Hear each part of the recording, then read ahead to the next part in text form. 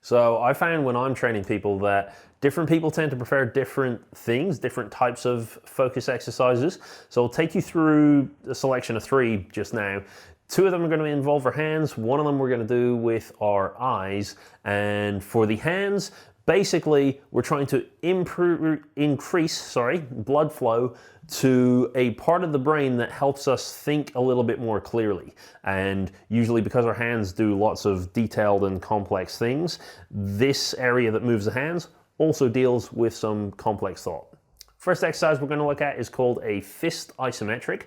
What you're going to do, you're just going to squeeze and tense your fists as tight as you possibly can, but at the same time you're trying to keep everything else as relaxed as possible. So you want really tight fists. If someone was to come and try to uncurl your thumb or your fingers, it shouldn't be possible. But if someone was to try and move your arm around, that should be relatively easy to do. So you want maximum tension in the hands, minimum tension around the neck, the shoulders, the elbows, and the rest of the body.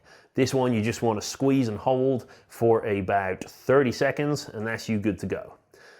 If you would like to still use your hands, but do something a little bit more complex, then we're going to do this finger tapping drill. The idea here is that your fingers are going to move up and down the hand, tapping the tip of the thumb to the tip of each of the finger as fast as you possibly can.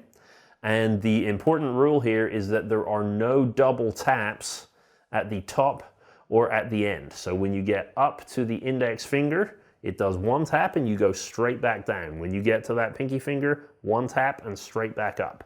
You're going to do this as fast as you can, again, for about 30 seconds. Finally, if you're not a big fan of the dexterity exercises, there is another exercise we can use called an eye saccade, which is going to help to build focus.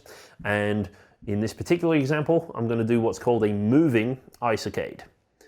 What you have to do, you're going to take both of your thumbs about shoulder width apart, and they're just going to very slowly move up and down in opposition to each other. So one's going up while the other's going down, and vice versa. I'm going to add the eye movement, and what my eyes are going to do is jump very quickly from one thumb to the other. So this is going to really help with focus, specifically because we're training this strong eye movement, which is linked to areas of the brain that deal with focus, but at the same time we're having to predict where each thumb is going to be. So that actually makes the task a little bit harder, and our brain has to focus just a little bit harder to get it done.